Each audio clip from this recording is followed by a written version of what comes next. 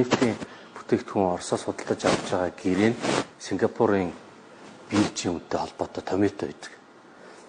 Тэгээ тийм болохоор дэлхийн зах зээлд төлсний үн, энерги, нефт, байгалийн хий нүүрс бүгд өсөж байгаа шүү дээ. Одоо нөгөө дайн байлдаан тогтворгүй байдлаас болоод тэрнтэй холбоотой Сингапурын биржийн өснө. Сингапурын бирж өсөхөөр Монголын Оростой хийсэн гэрээний дагуу 23 он хүртэл яг тэр нь дагаал нефт бүтээгдэхүүн өсөд авах магадaltaй.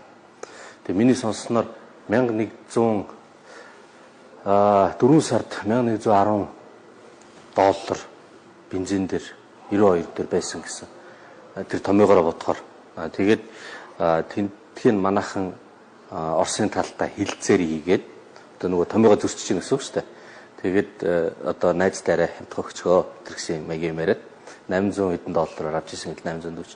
Одоо нөгөө хугацаанд дууссан. Тэгээд хугацаанд дуусангууд дахиад Сингапурынхаа томьёогоор гэрээнийхээ нөхцлөөр бодохоор 1280 доллар болох гээд байна. Тэгэхээр зэрэг Оросууд дахиад нөгөөхөө одоо хямдруулж өгөх үгүй бол бид нар нөгөө олон улсынхаа үнээр 1280 доллараар авахаас өөр аргагүй болно.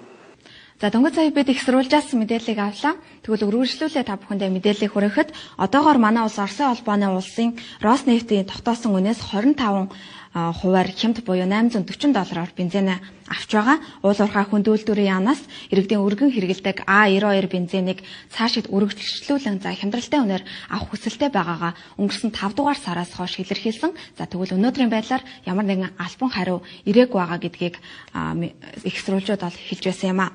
За Сергей Лавровыг Монгол улсын ерөнхий сайдтай уулзах үеэр Монгол улсын ерөнхий сайд шатхууны тогтвортой хангамжийн талаар яриа хүндсэн. За тэгвэл яг энэ үеэр бусад орнуудтай адилхан тарифаар шатхуун авах хүсэлтэй байна гэсэн ийм мэдээлэл цахим орчинд явсан. За тэгвэл энэ нь ташаа мэдээлэл болохыг албаны сурвалжуудаас хэлж байгаа юм а.